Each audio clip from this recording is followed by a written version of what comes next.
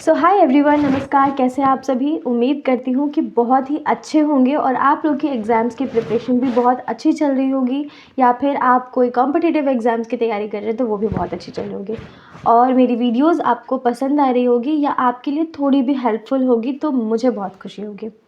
तो आज के इस वीडियो में हम बात करने वाले हैं some proven tips for stay focused और अपने एंजाइटी को दूर करने के लिए। देखो, एग्ज़ाम एक ऐसी चीज़ होती है जो कि बहुत एक लॉन्ग टर्म प्रोसेस होता है, लाइक एक मैराथन की तरह होता है। कोई रेस नहीं होता कि आप 5-10 मिनट भागे और चीज़ें हो गई, मतलब आप विनर बन गए या फिर कोई फेल हो गया। एग्ज़ाम एक मैराथन की तरह होती है, एक बहुत लंबी रेस होती है इसके लिए।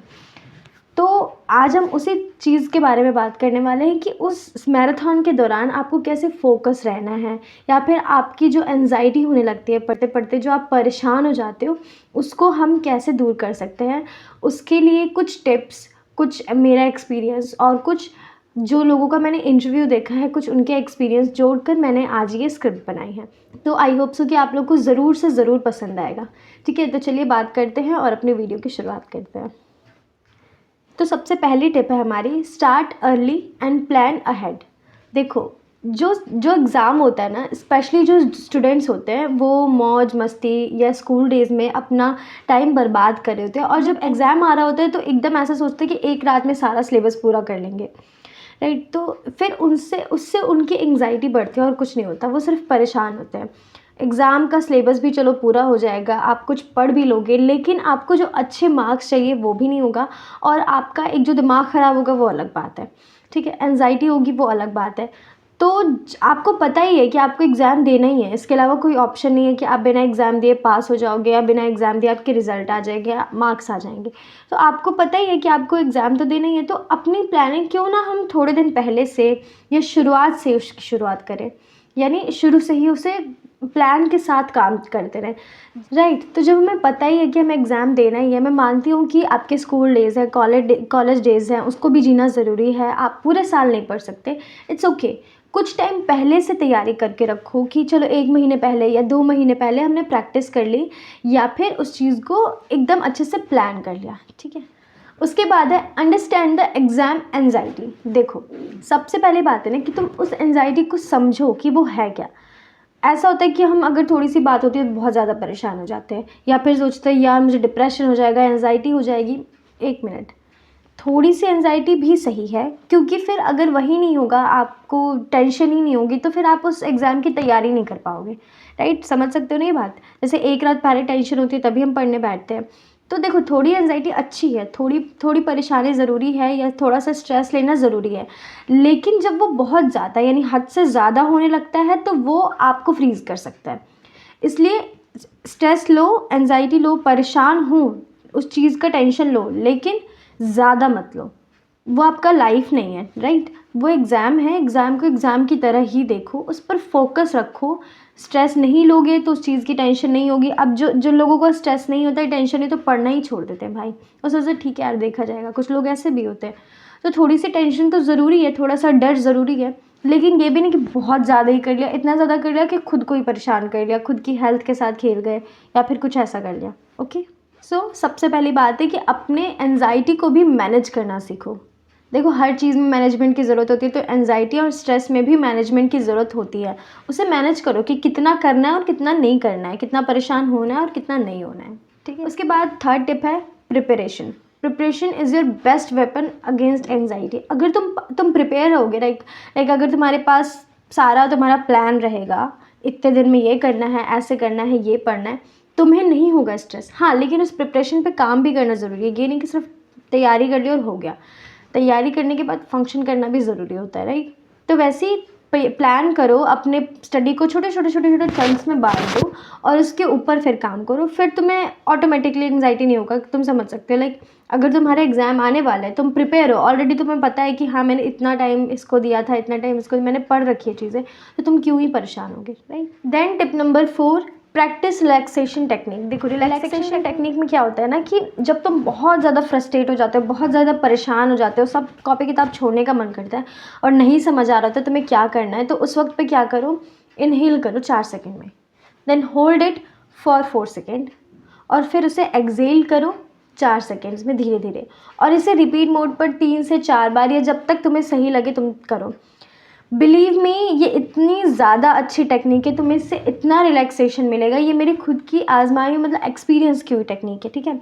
तो तुम्हें इससे तुम्हारा दिमाग एकदम शांत हो जाएगा, तुम्हारा मन शांत हो जाएगा, और इसे 4-5 बार करो, बहुत आराम मिलेगा। जैसे मेडिटेशन होता है, माइंडफुलनेस होता है, तुम्हें नहीं समझ आ रहा है कैसे करना है, तो वो यही होता है, इसे ऐसे ही करो, ठीक है। और इसके अलावा ना बहुत सारे ऐप्स भी हैं जो मेडिटेशन के लिए, माइंडफुलनेस के लिए हैं, तो उन ऐप्स का भी तुम यूज़ कर सकते हो। अगर तुम चाहते हो कि उन ऐप्स के बारे में बताऊँ तो फिर उसके लिए एक मुझे अलग वीडियो बनानी होगी, तो comment down it. Then tip number 5 है जो मोस्ट इम्पॉर्टेंट है, stay active and eat right. Your body and your mind are connected, right. तो तुम जो खाते हो उसका सारा असर तुम्हारे दिमाग पे पड़ता है, वो कैसे काम करता है कैसे नहीं। इवन रेगुलर 10 मिनट की वॉक ना तुम्हारा एंडोफॉर्म रिलीज़ कर सकती है। एंडोफॉर्म में क्या होता है कि तुम्हारा जो स्ट्रेस होता है या जो तुम्हारा लेजीनेस होता है वो दूर हो जाता है। स्पेशली विंटर में बहुत ज़्यादा सही रहता है। तो तुम 10 मिनट की वॉक कर सकते हो, थोड़ा सा अपने दिमाग को शांत करो, अच्छा खाओ। अच्छा खाना इज़ मोस्ट इम्पॉर्टेंट। अगर तुम जंक फूड खाते रहोगे, एक तो तुम आलसी हो जाओगे और तुम फोकस नहीं रहोगे। इसलिए अच्छा खाना और समय पे खाना, टाइमली अपनी चीज़ों को बाउंड करना कि इस समय पे ये खाना है, इस समय पे ये खाना है, वो भी बहुत ज़रूरी है, राइट। तो अच्छा खाओ, सही खाओ, राइट। तो अच्छा खाओ, सही खाओ, और अपने मील्स को कभी भी स्किप मत करो। ऐसा होता है कि टेंशन के मारे या बहुत ज़्यादा पढ़ना है इसके चक्कर में आप अपने मील स्किप कर देते हो।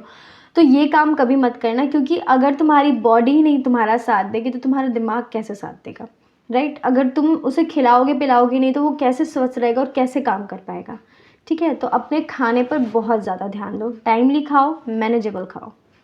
उसके बाद है tip number 6, positive self talk, जो कि मैं तुम्हें स्पेशली एडवाइज़ कर रही हूँ, अपनी तरफ से एडवाइज़ कर रही हूँ। देखो, जब भी तुम परेशान हो ना, या कोई तुम्हारे साथ नहीं है, ना फ्रेंड ना फैमिली, कोई भी नहीं है, अफर्मेशंस लिखो, उसे ऐसी जगह चिपकाओ जो तुम्हें रोज़ रोज़ रोज़ रोज़ दिखें, ठीक है।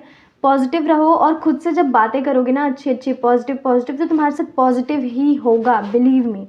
जब मुझे बहुत ज़्यादा एनजाइटी होने लगती है, मैं यही करती हूँ, खुद से बातें करो, अच्छी अच्छी बातें करो, सिर्फ अच्छा सोचो, और ये तुम्हारे दिमाग को भी बताता है। जब तुम ऐसा सोच रहे हो तो तुम्हारा दिमाग कहता है हाँ ऐसा ही होगा, ऐसे ही होगा, ऐसे ही होगा।